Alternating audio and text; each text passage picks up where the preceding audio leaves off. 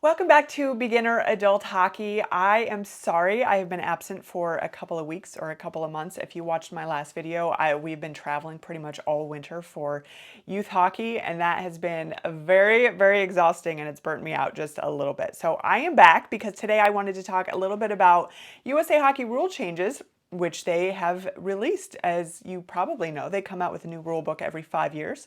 So these rule changes will impact the 2025 to 2029 rule book, which will be in effect August 1st of 2025. If you're new here, don't forget to subscribe and like this video if you do like it.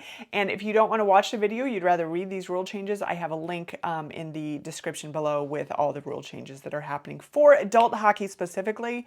The link will also include a link to a PDF that has youth hockey changes as well. But for today, we're going to talk about adult hockey changes only. All right, number one is equipment policy. Currently, and I'm going to read this because all these rules are new and I have not memorized them, you cannot have one or two-way radios, lights, or other electronic devices on the ice, but they are adding cameras and microphones to that. So all you GoPro guys, no more GoPros on the ice. This used to be a minor penalty for an equipment violation, a minor bench penalty for an equipment violation, and they are moving it to an automatic misconduct now if you do go out on the ice with that. So abusive officials, always an important penalty. Because we have a lot of refs in my family, I always find it very important. Don't treat your refs like garbage, because if they're not there, you're not there kind of thing, right?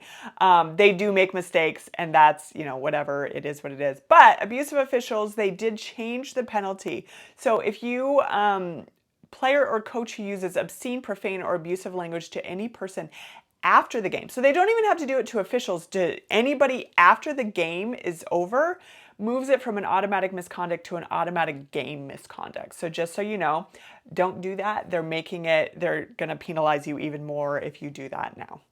Okay, delaying the game. This one is a small change, but it's kind of important. We all know the delay of game penalty, where if you shoot the puck into a net or outside the playing area, it is a penalty. So that will stay the same for any players, any skaters. However, if you're a goalie and you shoot it outside of the playing area accidentally, then it is no longer a delay of game penalty. If you do it on purpose, it's still a penalty, and that's really hard to assess if it was an accident or not, so I don't really know how they're going to enforce that. But if a goalie accidentally does shoot it into the net or outside the playing area, then it is no longer a penalty for them. So to stay with that same rule, anybody who is shooting a puck outside of the playing area, they're going to just change the face-off locations. It's not a huge change. So previously it would have been if the attacking team shoots it outside of the playing area, then it's going to be in the attacking zone. However, now it's wherever the puck was shot from. So if the attacking team was in the neutral zone, closest to whatever dot, and shoots it into the net or outside the playing area, then it now will be wherever the puck was shot from instead of in the attacking zone.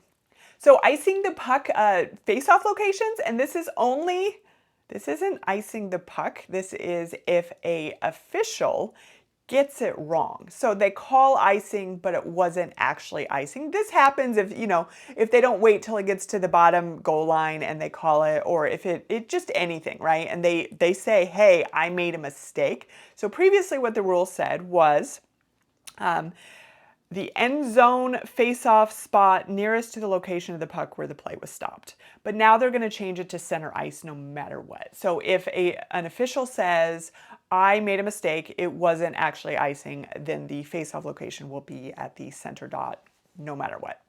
All right, so previously there was a minor for a kneeing penalty. Don't be this guy. Do not knee your opponent. However, if you do, it is now an automatic misconduct penalty. So just know that. Just if you do that on a regular basis, do not do it anymore. Okay, so this one's kind of a big change. This one is to the offside rule. It's a small change, but it's kind of important.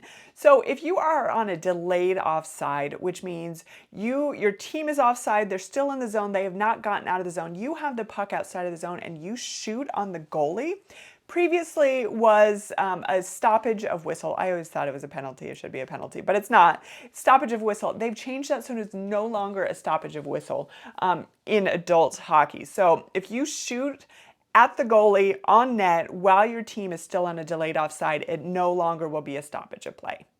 So this one's kind of a cool change. They are going to add all the rules of disabled hockey to the end of the USA Hockey Rulebook. This was not previously in the paper copy, or I don't know about the app. I'm trying to remember because I'm in that app all the time. Things like sled hockey, things like that. So now people who want to go, score keep or be an official for a sled hockey game can now actually bring their rule book and know all the rules and read up on all the rules. So that's a very cool change. There are 3 rules that had a little bit of confusion on this, so I did not include these in the video. I do have it in my story, so if you want to go to the link below, you can see what those are. But where it said, I'll give you an example. Kicking an opponent or puck. Clarifies play must be immediately stopped in resulting face-off locations for attempted kick shot. However, it doesn't really clarify what that means. Is the change an attempted kick shot? Is the change where the face-off locations are? That's all it says. So there are 3 in that story that I, again, am not going to mention because they didn't really clarify exactly what it means, but just know there are a couple other changes that I did not mention here. I'll do another video when the rule book actually comes out on exactly what those changes are.